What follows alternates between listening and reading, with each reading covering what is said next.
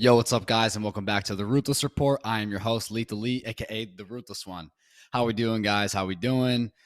Last night was crazy. We had two spectacular events. We had UFC 274 at the Footprint Center in Phoenix, Arizona, headlined by none other than the highlight Justin Gaethje taking on Charles do Bronx Oliveira. Wow, what a fight that was. We'll get to that. And we also had boxing's pound for pound king, Canelo Alvarez, Saul, taking on Dimitri, the boxing robot, Bivol. And wow, guys, what a showdown it was. Wow, we have so much to cover. I'm going to be talking about UFC 274 first. Going to be talking about a couple of guys that stuck out to me on this card. Okay, I didn't get to watch all of the fights. I'm not going to cover them all. But however, this gentleman, Mr. Journey Newson, take a bow. Mr. Journey Newson. He is a bantamweight fighter with a record of 10-3. He took on Garcia, a very, very heavy boxer in Garcia. And Journey Newson definitely showed what a mixed martial arts competition fight is all about. This guy is very versatile with his kicks, constantly switching stances with the side kicks. Good hands. He has good hands, catching Garcia with the left hook. Newson was jumping, flying front kicks. I mean, this guy is very, very athletic, very dynamic, and what a fun fight that was to see. Really got to see the martial artist approach to the boxer approach, right? Garcia kicked a little bit every now and then, mostly very boxing oriented and heavy on that lead foot, really allowing Mr. Journey Newson to utilize all of his techniques very, very well. Slipping and sliding out of range, knee stomps, front kicks, boxing when he had to, catching Garcia with some good clean combinations, and really just utilizing all of his attacks and in his arsenal. So very, very good prospect I think we're going to have in Mr. Journey Newson. Again, he's a bantamweight fighter. And looking forward to see where he goes from here, because he definitely is very athletic and has some pretty damn good skills. Moving on the early prelims, a guy that stuck out to me, Portugal's first UFC fighter that was born in Portugal, Mr. Andre Fialho. Wow, this fight was electric. He took on Van Camp, and in the first round, baby, Fialho getting rocked, coming back, heavy pressure by Van Camp, and that's what ultimately did him in. It was the check hook of Andre Fialho that ends up catching Van Camp clean on the chin. I'm talking clean as Mr. Clean. Get the rags out and frickin' clean, because it was spotless. I mean, the timing on this was impeccable. The precision was precise. And down goes Mr. Van Camp. Fialho rises. So picture perfect left hook for Fialho in the first round. What a knockout on a big card.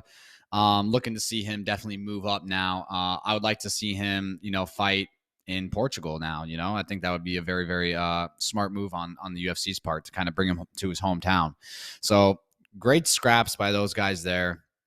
Moving on to the prelims, not too much action. Francisco Trinaldo had a good fight, defeating Danny Roberts in a decision. Good power by Trinaldo. Still doing the damn thing, Mr. Trinaldo. Heavy, heavy power in his hands. And he was able to rock Roberts a few times last night. So good win for him. Moving on to the main card, Donald Cerrone got food poisoning. I don't know what you're eating, Donald, but you need to fucking check your burger. You know what I'm saying? What are we doing, bro? I don't know what happened, but hopefully he's all good. So that fight was a scrap. Then we had Rude Boy Randy Brown taking on Chaos Williams. And that was a good, very good scrap. The first round, I thought Williams won, heavy power in his hands and his kicks. But then he started to become very fatigued, and we saw Randy Brown really pick it up in the second round. He was dipping and diving and dodging, very, very boxing heavy, doing a lot of bobbing and weaving and leaning down very, very low, which is pretty dangerous in MMA. I'm surprised that Williams wasn't able to make the adjustment and come up with a front kick or, big body kicks. Williams didn't seem to be kicking all that much from what I recall. It was a lot of heavy boxing in the pocket. When Rude Boy would come into range, Williams would let his hands go with the boxing combinations. Ended up catching Randy in the first round, I believe, putting him down, and really rocking him. But again, he started to fatigue. Brown started to find his stride in the boxing and really, utilizing his reach and range. And he started landing really good shots of his own and was able to win the second and third round. So very good performance from the Rude Boy, Randy Brown, defeating Chaos Williams. Good scrap for both gentlemen. I'd like to see Williams, start to implement more kicks. And Brown, maybe get off to a better start in the beginning, because he got rocked in that first round. It wasn't looking good for him. So good to see he has a chin and he came back and fought adversity and got the win. So congratulations to Mr. Brown, and looking forward to see where he stacks up in the UFC welterweight division. After that, we had two veterans. We had Shogun taking on OSP. This was a very close fight. I actually thought Mauricio won. Again, it was a very close fight, split decision victory. Ovince St. Preux did a great job with his left kick. Everybody knows OSP's left kick is one of the best in the game. Landing that front kick, really peppering Shogun's midsection. It looked like he got a sunburn on his chest. You know what I'm saying? That OSP SPF 50, dog. That's that left kick, son. You know what I'm saying? So that OSP SPF 50, he did in Mauricio Shogun Hua to his stomach like that. But I did think Shogun edged it. Again, it was a very close fight. I have to go back and watch, but congratulations to OSP on the victory. And wow, moving on. I mean, I predicted a first round stoppage for Chandler over Ferguson. I was one round off. It was a second round stoppage with a front kick from hell. I mean, this kick came out of nowhere. I went to the bathroom midway through the round, bro. I'm so disappointed, but I saw the replay, and Chandler, he always throws those front kicks. If you go back and watch the Dan Hooker fight, he's always throwing those front kicks up the middle, just utilizing his range as much as he can, which is smart. And, even in the post-fight press conference, he even said he was not imagining, landing this shot. He says he doesn't really practice it all that much. But boy, best front kick KO we've ever seen. Anderson Silva, Vitor Belfort, reminiscent. I mean, explosive kick right up the middle, perfectly placed, toes to the chin. Ferguson was down and out for quite some count. I mean, this guy was not getting up. It was pretty damn scary for all of 120 seconds, maybe even 3 minutes that he was knocked unconscious by this kick. What a powerful kick for Chandler. Definitely cemented himself. Not that we didn't know how entertaining and explosive he was, but definitely proven to be an absolute threat in the lightweight division.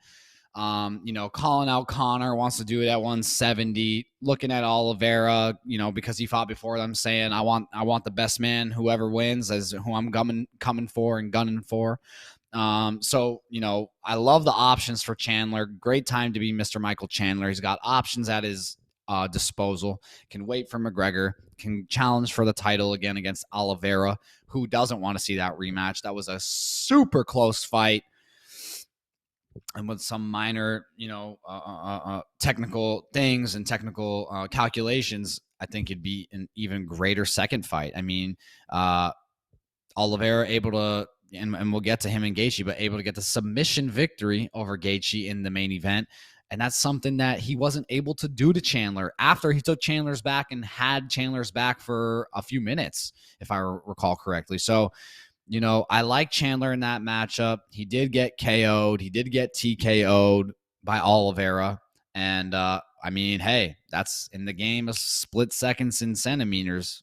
Anybody can get caught, can get finished. So really looking forward to that potential matchup again. That rematch is going to be freaking crazy. Can't wait to see that. So then moving on, I can't talk on the co-main event, guys, all that much. I didn't see Miss Thug Rose take on Miss Carla Esparza, the Cookie Monster. I didn't see it happen. I can't give you a real, raw, and ruthless opinion because I didn't see it. I just didn't see it. I was watching the Canelo fight. I got to be honest. So I didn't see it. But from what I'm hearing, Rose doesn't see how she lost. I didn't see it. So congratulations to Miss Carla Esparza on becoming a champion at UFC 274, taking the belt from Miss Thug Rose Namajunas. Again, guys, I can't give you a real raw and ruthless prediction, or I'm sorry, analysis. All I can say is congratulations to the victor, and who knows, maybe they'll run it back. I could, Carla's 2-0 against Rose now, so she might just be Rose's kryptonite, Styles make matchups, and it could just be that the style of Esparza is just not a good matchup for the style of Namajunas, just is what it is. So that's my 2 cents on that. But moving on to the main event of the evening, baby, with the whole Bruce Buffer production, the whole Bruce Buffer analysis. I mean, this guy's explosive introducing these guys. I love it every time. The moment we were all waiting for, Charles Oliveira taking on Justin, the Highlight Gaethje at the Footprint Center, UFC 274, Phoenix, Arizona. Wow, what history we got to witness last night. This fight was crazy. It was, and I want to give the utmost respect to Justin Gaethje. However, the reason I believe he lost this fight is the same reason he lost against Khabib. The pressure. Now, I don't mean the pressure of the moment. I mean the pressure of the opposition, the opponent, baby. I'm talking Oliveira stormed across the cage, Muay Thai stance, constantly lifting his front leg, ready to engage, ready to throw shots. And Gaethje looked frantic. Gaethje was moving side to side very frantically. He looked very uncomfortable, not relaxed at all. You can go back and watch it, and you'll see it with your own eyes. I'm right. He was moving very frantically.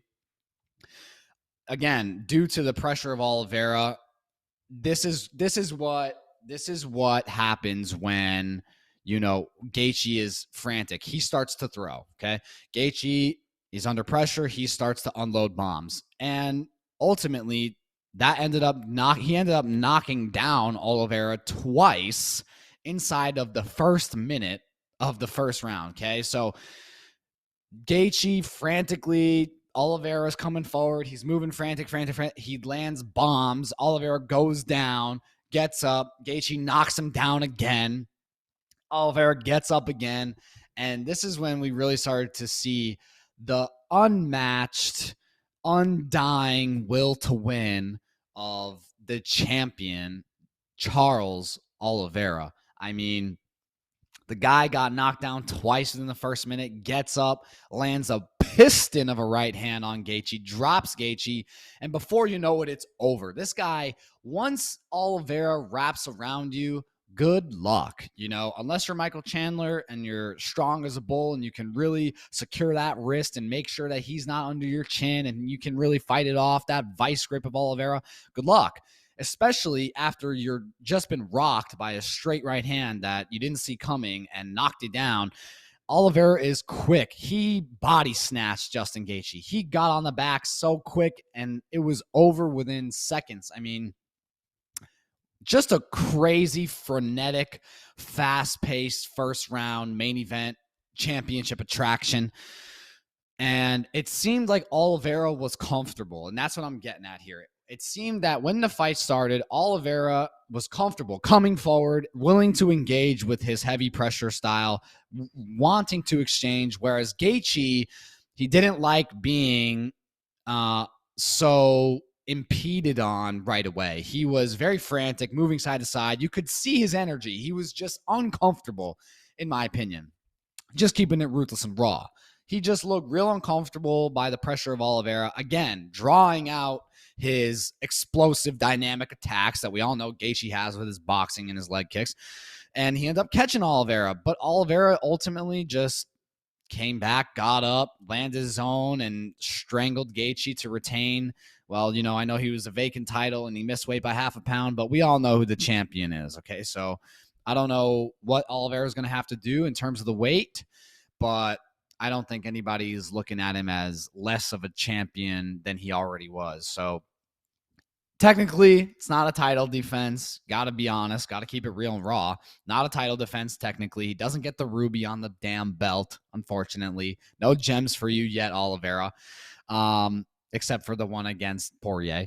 But, I mean, hey, the guy's going to fight for the title again, the vacant title. We all know it's Oliveira's, but I'd love to see him fight Chandler next. I'd love to see Islam Makhachev get inserted into the title picture, you know.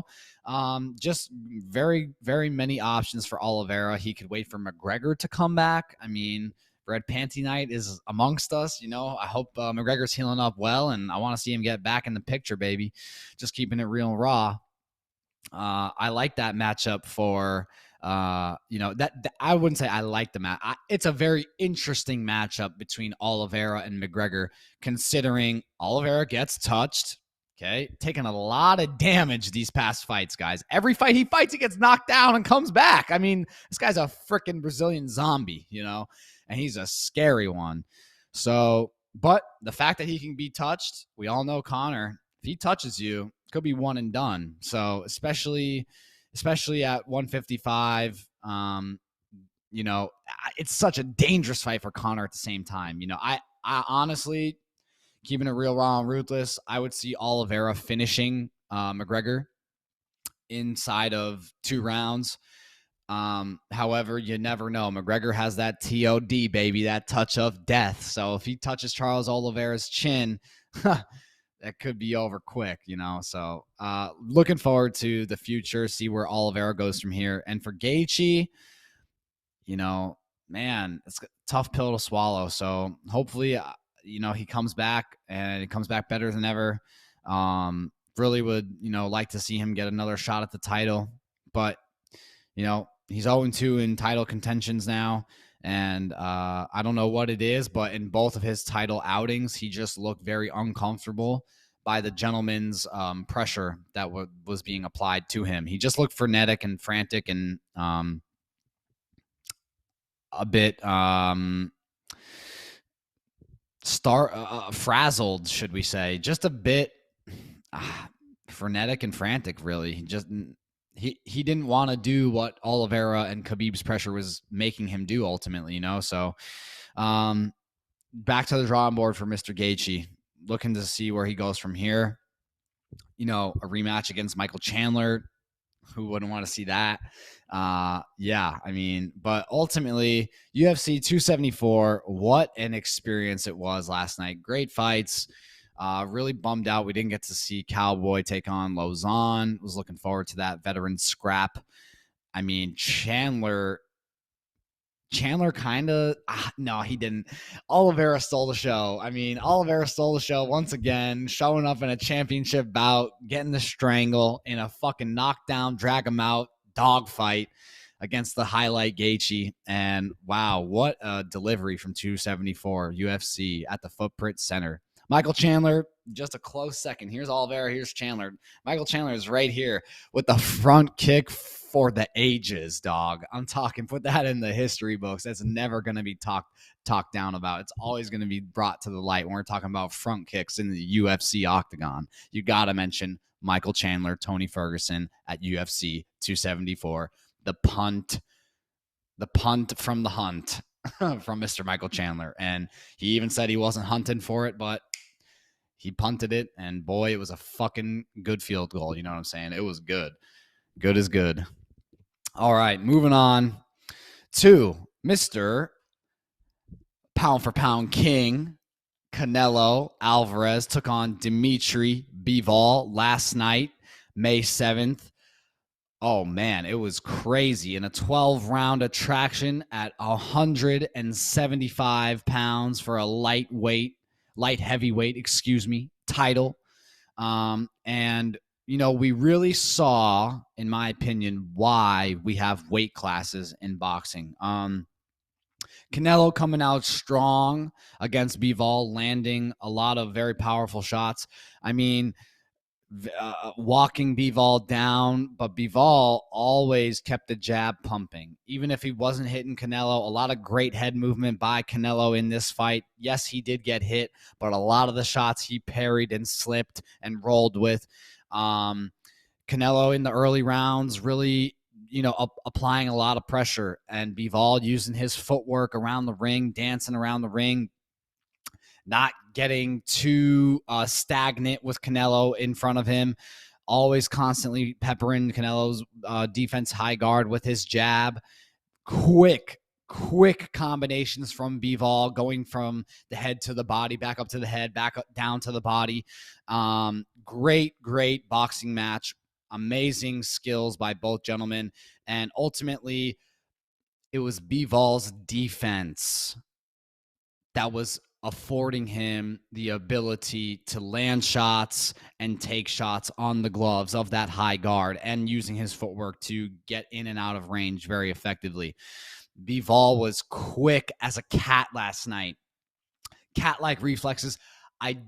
There was a couple of shots that Canelo really got Bivol good with the uppercut, hitting the double jab and splitting the guard of Bivol with the right uppercut a couple of times. Very clean shots. But most of Canelo's very powerful, thunderous blows was caught on Bivol's forearms and elbows from that high guard, right? Bivol did an excellent job of catching Canelo's powerful hooks on his gloves, not really affording Canelo the opportunity to land clean shots.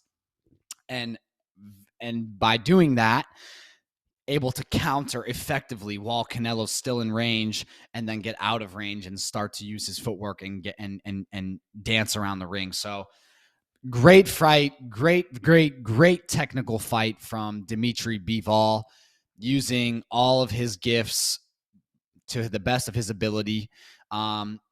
Able to kind of neutralize the power of Canelo by, again, his defense, his guard, his footwork, his countering abilities. And this was a guy with power that Canelo has to respect, because he was a bigger guy. He did have power. He was able to take a shot better than Canelo's past opposition, just because, like I said, guys, Canelo started at 154, went up to 160, went up to 168, beat, whatchamacallit, can't think of the guy's name right now, the big Russian light heavyweight, the scary man, who had wars with Andre Ward, you know who I'm talking about. And Canelo was able to beat him. But again, that was him on the slide, right? On the taper end of his career. And he fought a prime time Dimitri Bivol, expert master boxer in there, and we just saw the difference between the weight classes, which is the size. Before this match, Canelo's talking about fighting Usyk at heavyweight or cruiserweight, or going up that high. And I think now he realizes that size definitely does matter when you got two guys that have equal skill, equal power, equal speed. And Canelo, I think, was faster. But when you have considerable even skills, and one guy is bigger, they're always going to have the advantage, because they can usually take a shot better than you. They can usually hit a little bit harder than you. And they can usually weigh on you a little bit more in the clinch. So this all factors in. But Canelo looked damn good last night. I mean, he did. He was applying heavy pressure, landing heavy shots. This was by no stretch of the imagination a blowout of Dimitri Bivol over Canelo Alvarez. It was a very competitive fight from start to finish. A couple of times Canelo got through. Bivol was able to eat it. Bivol was able to hit Canelo with a fair bit of shots. Canelo able to eat them, and he slipped so many of them as well with his very, very good defense that he has. Just a great fight, great night of boxing. The biggest win in Dimitri Bivol's career. The guy's got to be on cloud nine. A star is born now in Dimitri Bivol. So I'm really looking forward to see what he does next. I would like to see him go around 175 and start to collect the belts. You know, you never know what could happen. We could see a potential rematch in the future. You know, both guys are still fairly young in their prime. So, you know, never say never, right? I mean, Canelo tried. He loves a challenge. And we just saw what the difference in weight was. That was really it. I mean, can't take nothing away from Canelo Alvarez, only losing to boxing's TBE, the best ever, Floyd Money Mayweather, and now, you know, an undefeated champion at a higher weight class than Canelo in Dimitri Bivol. So great night of combat sports, great night of fights. You know, my parlay almost hit on UFC 274. If Rose would have won, my parlay would have hit. Oh well, whatever. It is what it is, you know. Can't win them all. But Chandler showed up and showed out against T. Ferguson, landing the front kick for the ages. You know, really, that's just what it was. Oliveira cementing himself as lightweight's elite. We'll never see him fight Khabib, but if there ever was a time, the time would be right now on the UFC dime. So pay Khabib, get him to come back. That would be a phenomenal fight. Everyone would want to see. Dare I say, highest pay-per-view potentially? I don't know. Real raw and ruthless prediction there, but I really believe with Khabib's background, Oliveira's fan base, they could do some crazy numbers with that fight. So, you know, if you're Dana White and you're thinking and calculating what's next, man, I know Khabib said he retired, but this is a guy that we can sell now as someone who doesn't quit, never gives up, has supreme jiu-jitsu. If he grabs a hold of you, it's over, going up against a Dagestani wrestler dominator in Khabib Nurmagomedov. So if I'm playing UFC matchmaker, that's the fight I'm gunning for. I'm offering all the money to Khabib, give him everything and the kitchen sink, and let's get him and Oliveira in the damn octagon and fucking turn the TV on, baby. You know what I'm saying? So that's what it is. That's what I'm trying to do. Canelo Alvarez, I'd love to see him go back down to 168 and really just from here on out, I mean, he's got nothing else to prove. So money fights, baby. Let's see fucking Canelo take on Kamaru Usman or some shit. You know, I want to see the biggest and baddest attractions, baby. This is prize fighting. Or if he just wants to go back down to 168 and take on the best challenger, whatever he wants to do. But looking forward to see where Dimitri Bivol goes from here. Very talented fighter. Like to see him go around 175 light heavyweight and collect the belts. And yeah, man, what a great night of fighting. May 7th, Cinco de Mayo weekend. We had the pound for pound king. I don't think this really damages Canelo's legacy at all, if not makes it that much better. I still think he's the pound for pound king of boxing. And excuse me. Yeah, this has been your Ruthless Report. I always keep it real, raw, and ruthless. You know how we do this. I am your host, Lethal Lee, a.k.a. The Ruthless One. So happy Sunday, May 8th. Everybody have a great day and get ready for a good week. So this has been your Ruthless Report, and I am your host, Lethal Lee, a.k.a. The Ruthless One, signing off.